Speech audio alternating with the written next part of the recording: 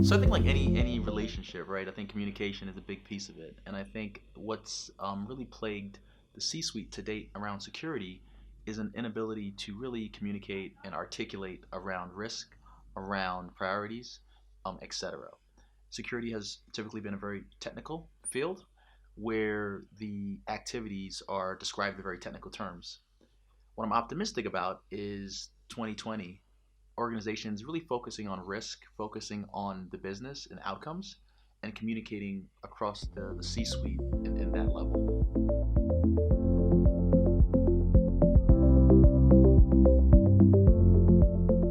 Well, I think there's more visibility.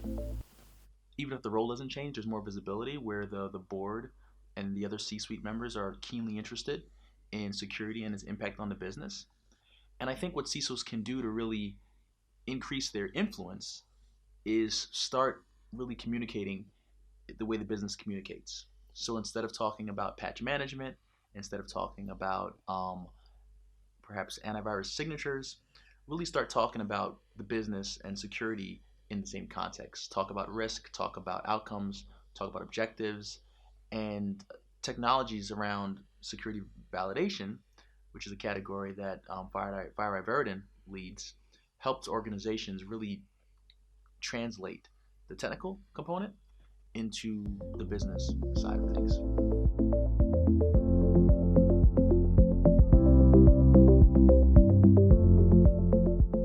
So what FireEye is doing is, maybe I'll share a quick anecdote that a customer said to us. They said before using the product that they always had a false sense of security. There are things that they thought they knew were true, things that they thought were false, and turns out once they actually had the data that they gained a true sense of security where they actually knew the facts and can therefore spend their energy and resources in the correct places. So that's really the big shift. Organizations today are making assumptions based on third-party um, articles, data sheets, based on qualitative assessments, and they've really lacked an ability to proactively and comprehensively assess whether things are working or not. One stat that I will share is that Verodin, we publish an annual report on security effectiveness, which really documents our findings as we're working with customers and in an anonymized way. And one stat that jumped out to me is that 80% of security products are actually deployed in their default factory settings, meaning that no one has actually taken the time to tune the product to the environment, add appropriate modifications or integrations, etc. So that's a pretty scary fact. And I think without having that validation capability, it's hard for organizations to know if they're actually getting the value that they're paying for. Yes, I think a number of forces will demand this, and we're already seeing it with a number of customers. So the first side is, I would say, threat based. As we see just the variety of attackers that are operating, where we see the types of attacks becoming more prevalent, we're seeing a lot of interest from the C-suite to know, are we safe? Are we secure? Could this particular attack have happened to us? So that pressure is happening. The other pressure that we see taking place is on the financial side. So many organizations, particularly in growing sectors and resource-rich sectors, but even across the board, are spending a lot of money on security. But when the head of finance asks them a simple question, are we getting what we're paying for? How do we know what we bought last year is actually giving us results? They're really struggling to answer that.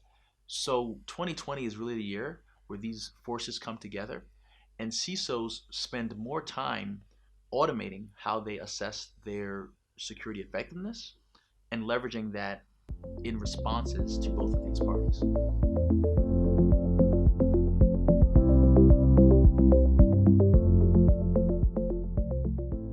In my view, there's a combination of organizations spending increased money to fill particular gaps from a threat perspective, but also there's the shifting platforms where organizations maybe were previously securing the data center, and now they're spending more energy and time securing the cloud, securing IoT environments, OT environments, etc.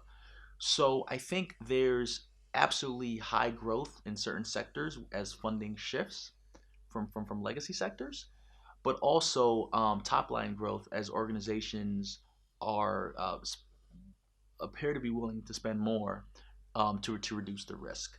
But the con is without having a sense of where your weaknesses are, where your overlaps are, and where your strengths are, organizations run the risk of putting good money after bad, perhaps, and spending money in places that um, really aren't the highest priority based on their actual effectiveness scores.